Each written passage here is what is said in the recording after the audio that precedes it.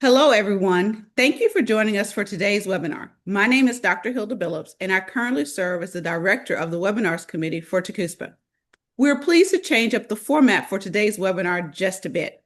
Our panelist for today serves as Vice President of Student Services at Kilgore College, Dr. Brent Haduch.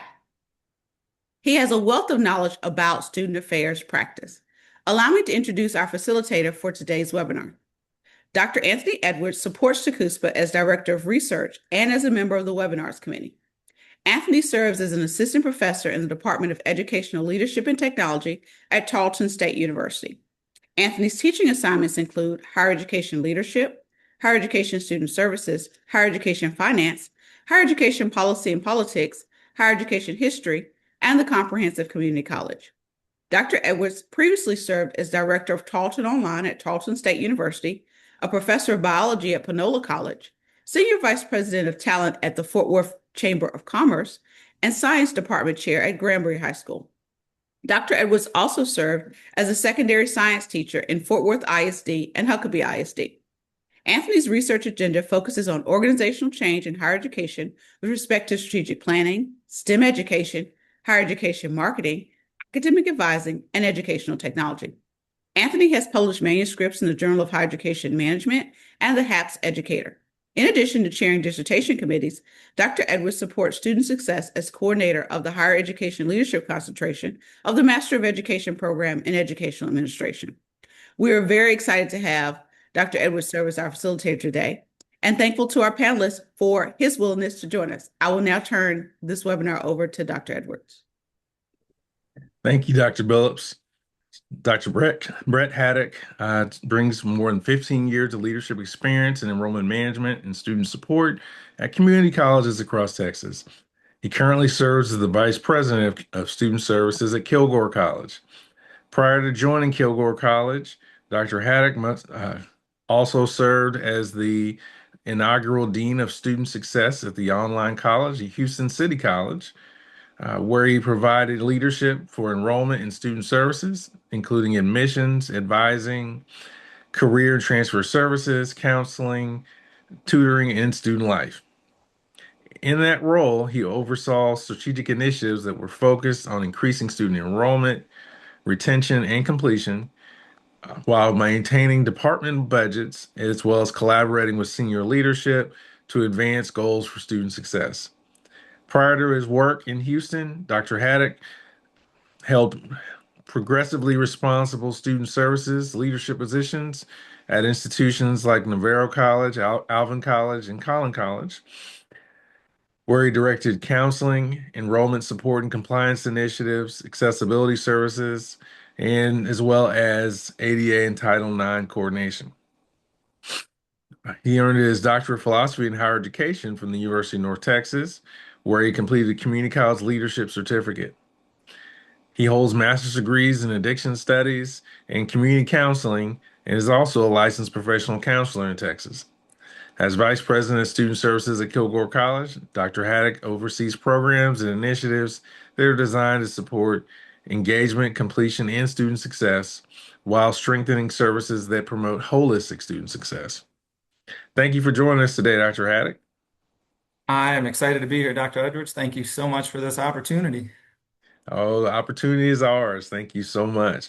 So let's go ahead and start with our questions. So, we've Sure. learned a little bit about some of your previous roles, but if you could kind of talk about maybe your journey, kind of how you got started in student life, and then how it's progressed.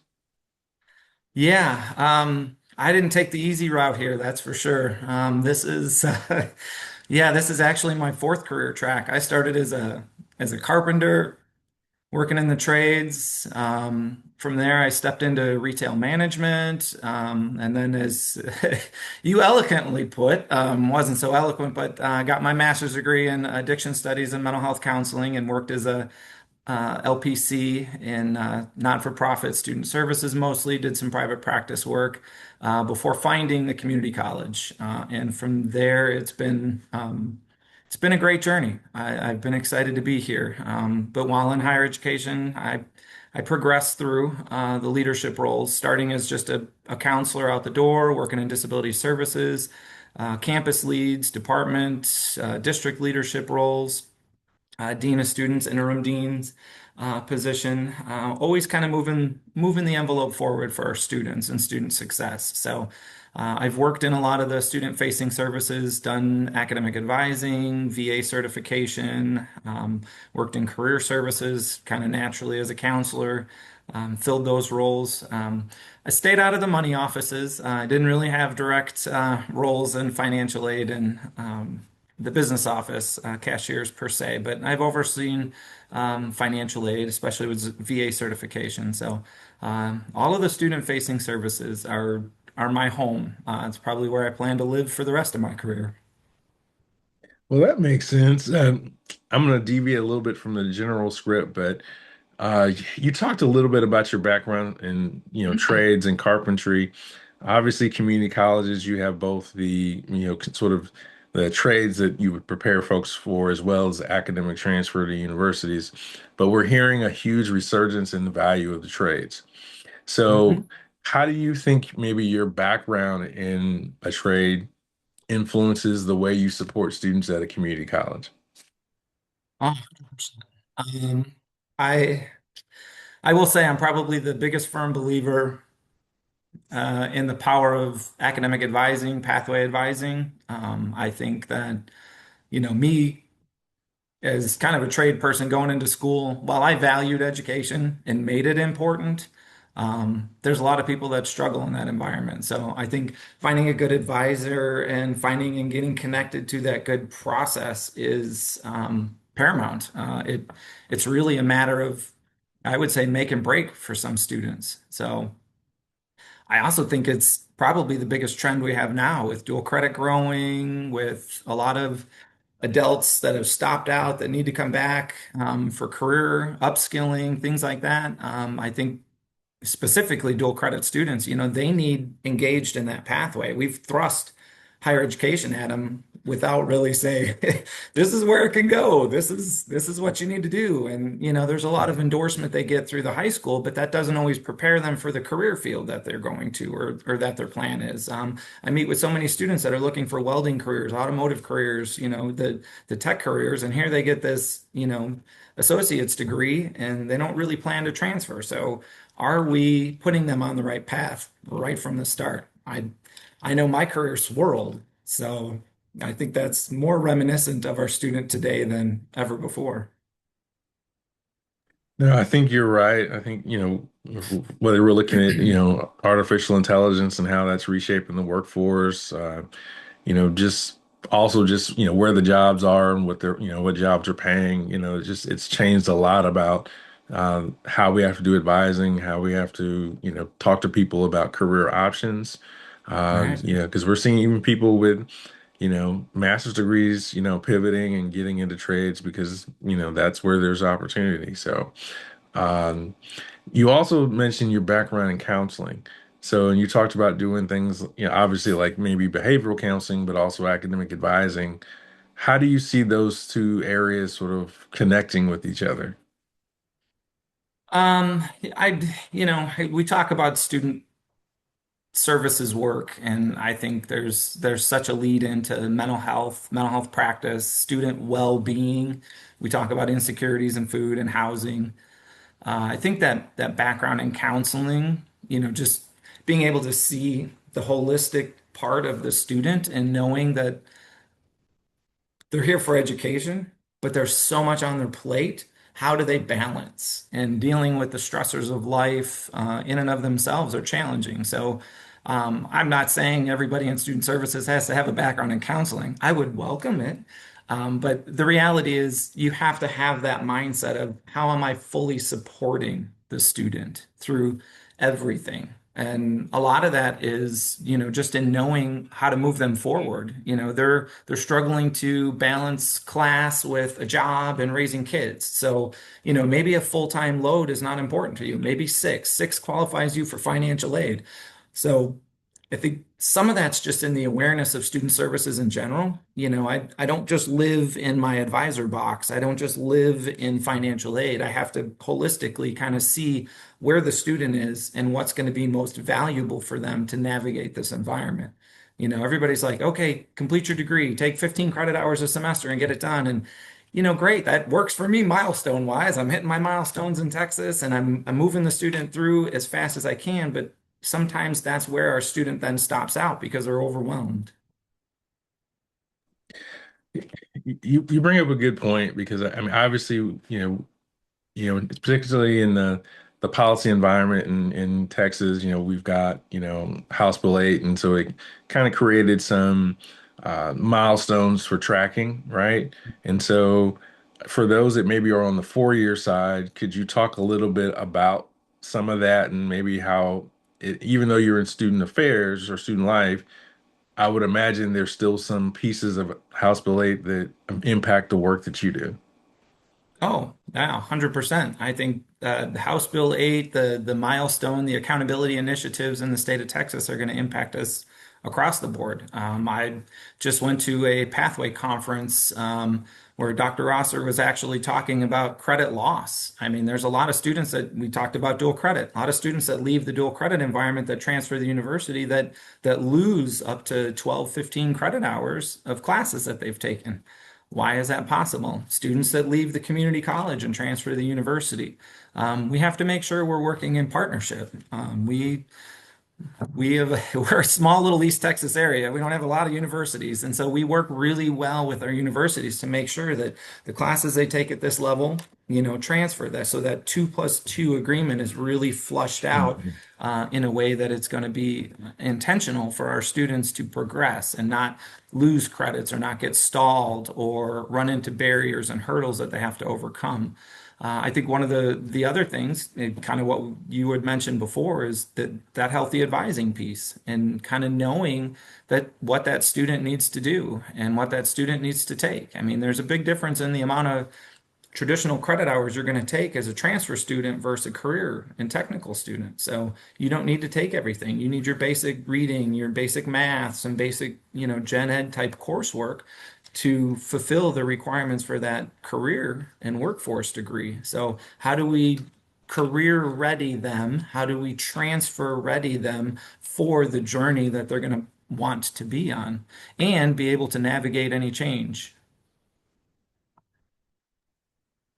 Good point. And you mentioned, Kilgore College being in East Texas. Obviously, I've got some East Texas connections, so I know about Kilgore, Texas, and Kilgore College. But could you maybe talk a little bit about the context for the institution that you're at currently? Sure.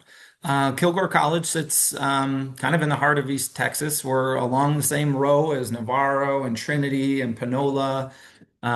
We have UT Tyler in our backyard, SFA.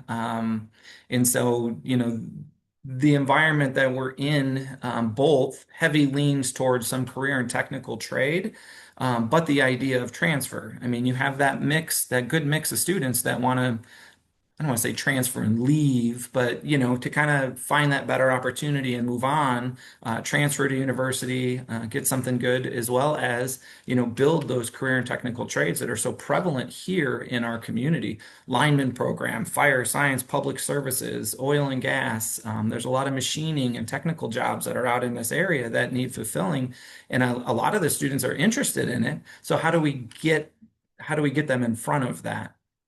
Kilgore in and of itself has a long legacy and a history. It's culture bound. It was one of the first colleges in this area in the state of Texas. I think it's within the top five, and so it's got a long history. The Rangerettes. I mean, when I first took the job here, everybody's like, "Oh, the school with the Rangerettes," and so you know there's a level of tradition that you both have to uphold to support the community as well as, give the student the experience. I will tell you our biggest struggle right now is the increase in dual credit. I think 50, 60% of our student totals right now are dual credit students and in an expanding area that, making my ability or my advisor's ability to touch each one of those students nearly impossible. So that's probably one of the biggest challenges we have before us is meeting the needs of all of those dual credit students.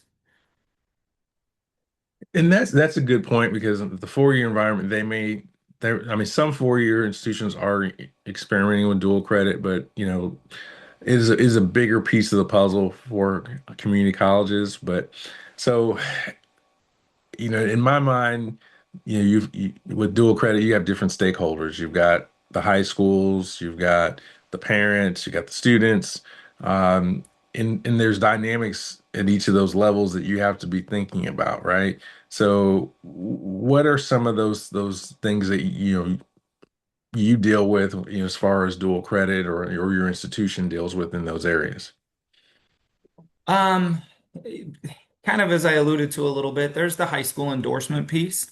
So not only are they getting the college credit, but they're also meeting the high school requirements. So there's a healthy push to get them into those gen ed tracks.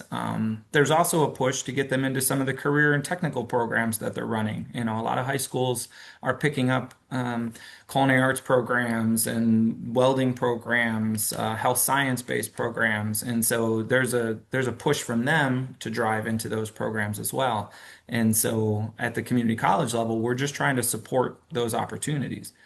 Some of the difference we struggle with is, the high schools are still paid by enrollment. We're paid by completion percentages. So we not only have to get them in the program, but get them through the program. They just have to get them in the program. So I think there's a caveat in working with, your superintendents, your principals, your school counselors to make sure that we're intentional in putting those students on the right path that they're choosing. I'll be honest with you, we recently met with a student that was in a welding program, and we asked him, what do you plan to do afterward? How can we connect you with some industry partners? And he says, I don't want to do this. I want to go to school and get a transfer degree.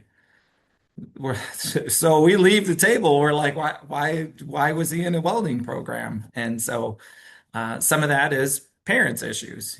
I want you to have some type of skill, some type of trade you can fall back on. And, some of that is I don't want to say the unwavering discontent with higher education is kind of how it's been, the cost, the loss in credit hours and things like that have kind of plagued some of higher education. Not so much Texas, but even nationally, you hear the things on the news, and so everybody's afraid of debt. So how do you walk the parent, the student through those conversations to help them really understand what it's going to be? And I think we need to be intentional as community colleges. We truly need to be intentional on that mission. We fought the battle for a long time about, well, it's a cheaper institution with cheaper education. That's not the case. Poverty is the number one reason why students don't persist. So if we can keep it affordable for our students, then we'll win that battle. It's not persistence and purpose, it's poverty. I mean, that's a really important, I think, part of the conversation, because I think that there's a lot of the conversation that happens around, programs and all these things, but the reality is, particularly I think at the community college level, with whether it's a certificate or a degree program, they're between 6 months and 2 years from game-changing income, right? Right. And so there's huge incentives to be successful. And so, and as an institution, while we have to uphold all of the standards that we have to uphold, we also have to make sure that, we're not creating barriers along the way that sort of prevent people from getting into these highways jobs in your community. Like for example, I think I saw the other day, I think y'all's economic development group, secured some, major employer in the Kilgore area that's going to be coming to town and bringing some jobs. You want your graduates to be able to get those jobs, right? You want your students that are in your programs to be able to get those jobs. You don't want to create barriers that keep them from those opportunities, right? Correct. Yeah, and I think we're primed. You know, Communities in general, East Texas, Dallas area, even like out in West Texas, communities always have issues, struggles, economic opportunities present themselves, and I think it's the community college that usually steps up to try to meet that need. You had mentioned this opportunity. Even in some of the language in what I've read, it stands to bring about 150 jobs. They're gonna bring some of their employees over, but we stand to gain about 150 jobs in this area. So it's not just meeting the immediate needs, it's Hmm. how do we continue to meet the need? How do we develop programs that lead to continued job avenue? How do we help that company grow? Because Hmm. it might be 150 jobs today, but if we can help them grow, it could be 250 next year. Well, speaking of that, do you have maybe any success stories that you've heard, in terms of Kilgore working with some local employers to, maybe support students or get students into opportunities, things like that? Yeah, 100%. We work with a lot of our companies. I mean, Eastman is one of the biggest employers we have in the area, and through our technical trade programs, we fulfill a lot of jobs through them.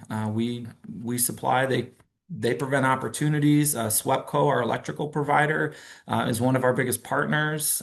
We just did a STEM camp, 1 week STEM camp for middle school students. That was vastly successful, sponsored by SWEPCO, getting students involved in science, technology, and giving them an understanding of what it looks like, giving them a taste, and those partnerships are what is going to develop opportunities. We're looking at developing internships. I know there's a push, the big beautiful bill and all of that, as far as pushing your technical trades, your internships, your apprenticeship programs.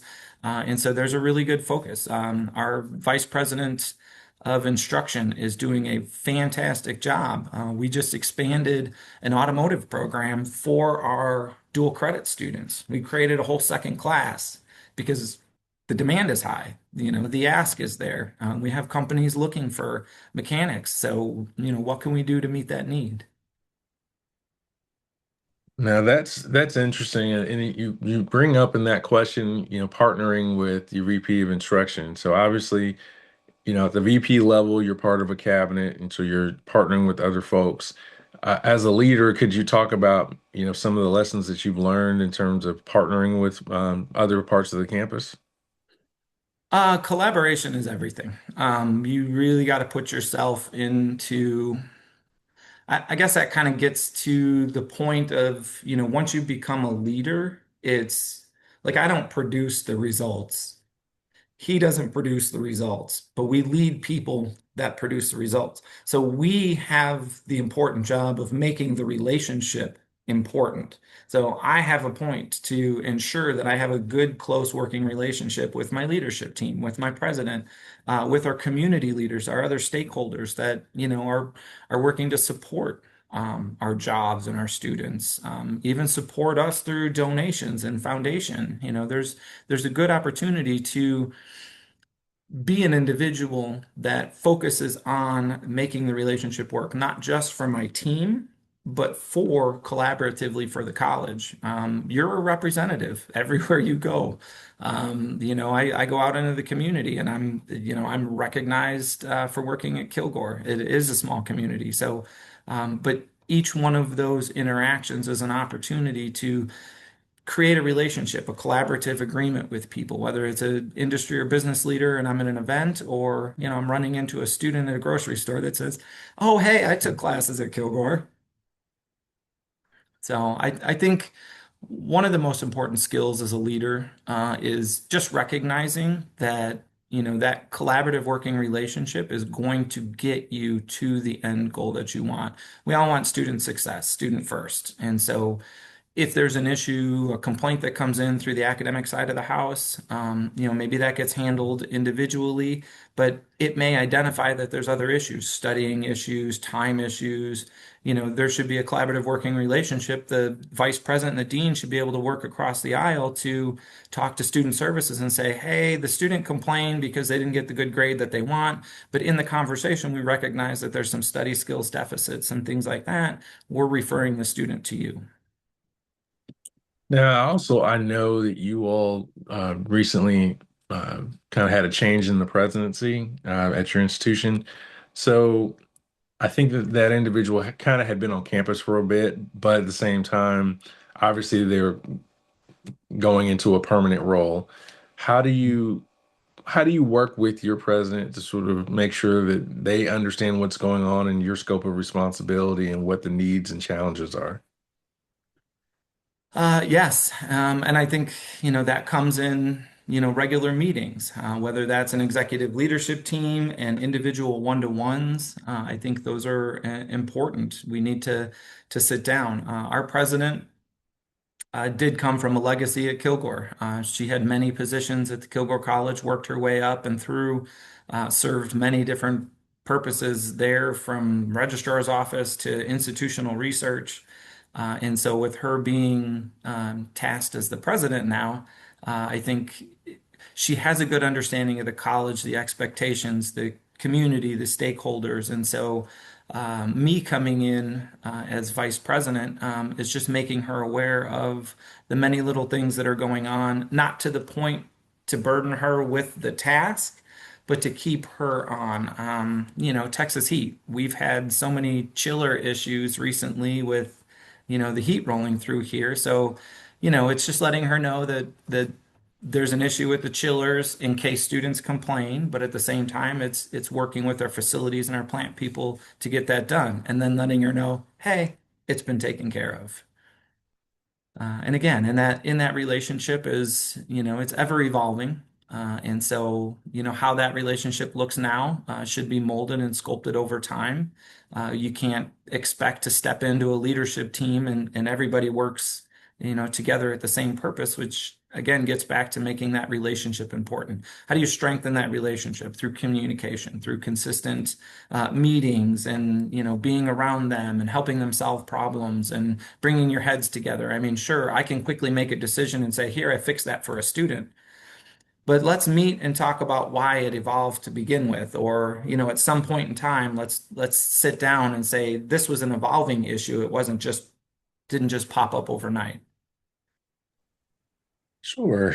So I'm sure in your role, you work with, leaders at different levels of their careers. Obviously, you're at the VP level, but, within the scope of student services, you're going to have different folks on your team. If you're bringing on a new leader for a new role, what advice would you give them in their first 90 days? Um, for me, I think everything is a 30, 60, 90. Every task, every job. But new leadership, I think coming on, when you're new and you're first starting any type of job, I think one of the most important things is just to listen, just to pay attention, just understand the landscape, the environment, kind of look and get a feel for who are your stakeholders? Who are your key people? Who are your movers and shakers? Review policy, processes. I'm spending a great deal of time looking at processes right now. We're heading into fall, so there's a lot of processes in place that are effective, but with a couple little tweaks, we could make it better, easier for the student. Spend time building relationships. I think you need to know your team. You need to develop a good working relationship with your team. I think depending upon where you're at in your leadership role, being as visible as possible is very important. Knowing they can get to you, knowing you're around, being consistent, being ethically grounded, giving them probably not the answer they always want to hear, but giving them a solid, consistent answer. So I would say for the first 60 days, that's kind of your go-to. Then the 60 through 90, that's when you begin to set priorities, review data, identify the pain points, come up with the little tweaks, the little fixes. Where can you get your easy wins? Because it's going to be a bigger process. I've gone around and asked my staff the million-dollar question. If you had unlimited time and resources to make this better, what would it look like? How would you do it? How would it function differently? And then you set up meeting cadence, looking at core functions, setting up unit reviews and plans. So just to get a feel for the department first, and then begin to kind of figure out how can we move it? How can we sculpt it? How can we make it better? How can we bring the team together? That makes sense. Obviously, you worked at a few different institutions. What are some maybe lessons that you picked up along the way that you still incorporate? I would say some of the lessons that I've learned along the way are kind of, I don't know, work ethics that I kind of keep. The one thing that always resonates with me, whether I'm working with a student or on a process or even in a committee, is, students first, no excuses. We need to take care of the student. Sometimes you learn more from a bad situation than a good situation, and that's one of those lessons. I've worked at institutions that focus so much on policy and process and internal structure that they lose sight of the student. We create a process that's easy for me, but it takes a student 6 steps to get through it. So their frustration level increases, but I've made my job easier. So it's flipping that perspective. Some of the other things I would say. It's not the thing, it's the thing behind the thing. With that perspective of, situations boil up, things happen, a student gets frustrated, staff get frustrated. It's usually not what initially set that off. It is a process, it is a policy, it is something that's preventing the seamless flow of information or the seamless ability to help the student through and through. So it's not always that one little thing. It's, back it up, look at it systemically and kind of see how it's impacting. What is a ripple effect? And I'm sure if it's impacting one department, it's impacting other departments. They've just found a way to deal with it, whereas in this department, they may not have. And what are some skills that you think are really important for student affairs leaders to have in this environment? Um, Listening, communication skills are always going to be paramount and important. And I think those are hallmarks for just about any career path you choose. Specifically for student affairs, one of the things that I always try to tell I try to tell staff about students is students get frustrated, students get irritated, but we can't take it personally. As a counselor, I learned to be able to detach from the emotion. And a lot of frontline staff, I don't want to say don't have the basic training or knowledge, but they get involved in that emotional. Mm. If the student starts escalating, the staff start escalating, or the staff shut down completely. It's really just understanding that, the emotion is high because they're frustrated and they don't have an answer. You're the professional, you have the answer. Don't get involved in the emotion. Understand what is at the heart of their frustration. And we can't fix the past, is probably one of the biggest lessons I try to work with staff on. I can't fix the interaction they had with James in the other department. I can't fix the interaction they had 2 years ago when they were here, but I can help them move forward now. And so some of that is adaptability, flexibility when working with the student, having those type of skills. The other thing that I would say that's probably important when within student affairs capacity is not being afraid to talk to somebody. I've had several staff situations where, I'm almost acted as a mediator. If you would have just went and talked to the person ahead of time instead of waiting to the last minute to send that, Mhm. and some of that proactivity, being willing to have that conversation, those are the soft skills, the things that, at the student services level, you need to be able to understand how that's going to work so much better with your students, than anything else. I mean, we can go through different education programs, but it's the soft skills that really guide Mhm. student service. Now, that makes a lot of sense. Are there any maybe books or podcasts or other sources that you kind of look to that kind of maybe you're reading now or books that you've read that really have, shaped who you are? Yeah. Well, I would say one of the biggest ones that has kind of been a go-to, Simon Sinek, Start with the Why, Leaders Mm. Eat Last. very common. They're books that really kind of help frame your thinking. The one that I'm reading now, I'm reading again, is Love is a Business Strategy. Hmm. It's Anwar. I can't think of his first name. It's a group of authors, and Muhammad Anwar, and others. And Love is a Business Strategy, and it's really about that idea of making the relationship important, team building, garnering support across the lines, and how much further you're going to go to build that than just, directive, authoritarian. It's my way. This is the charge. No, you build the alliance. You build that. And I think as a counselor, some of that kind of comes natural for me to kind of move people in that direction. Not always make them think it's their idea, but essentially help guide them in the decision-making process without actually making the decision myself. Servanthood. I listen to a lot of Christian sermons.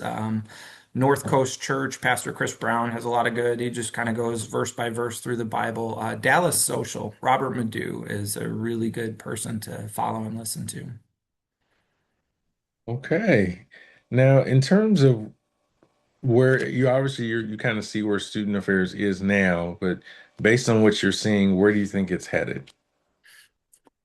I would say probably one of the biggest thing, and I think some of this we've already talked about. I think mental health, the student well-being is going to be a constant focus for the next, I don't know, at least 5, 7, possibly 10 years. I think there's still this idea of students having a lot of mental health issues with stress, anxiety, insecurities. I mean, we talk about a job market, and you had even said, 6 months to 2 years could be a life changer for some people. What do we do? What do we do with them in between, right?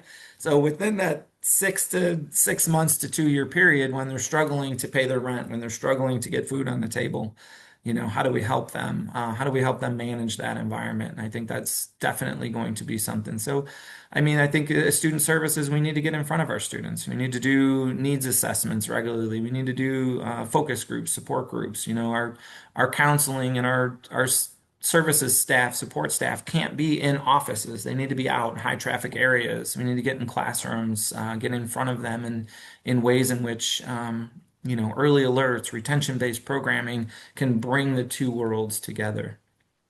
I think that the career and the transfer process is going to be huge right now. I think there's a shift. There's usually an ever-flowing shift between career and transfer, and I think we're shifting back towards the career market. So the career and technical workforce, the trades are going to be really big, and I think so. Supporting our students through that process and making sure that they're on the right path, and that's not just helping them sort out which path is right for them right at the onset, but it's helping connect them thereafter. The student life cycle doesn't end when they graduate.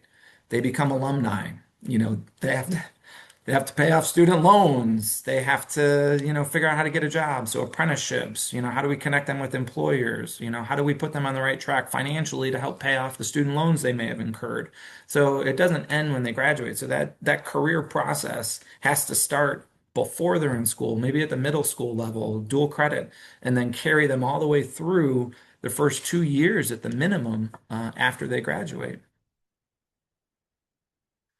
Yeah, and I think that's especially true in your environment because, they might come in and earn a certificate and then might come back later and earn an associate's degree and, they might come back later and do some reskilling program. So, there's potentially lots of different times where they might interact with your institution. So, Mhm.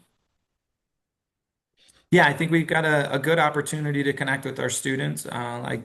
Like I said, dual credit is great, but you're adult, you're stop out students that have started when the market may have been different, and they went to school and then they had to quit and get a job and raise their family, or and now they want to come back and they can see the benefit in upskilling and doing something different.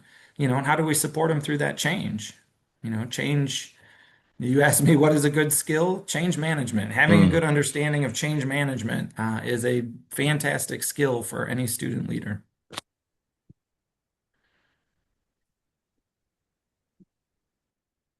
All right. Well, thank you so much. Is there anything else that you'd like to leave us with as we close? Um, I'd say the community college is probably one of the most resilient and adaptive environments. Education in and of itself is a value that should be had by all.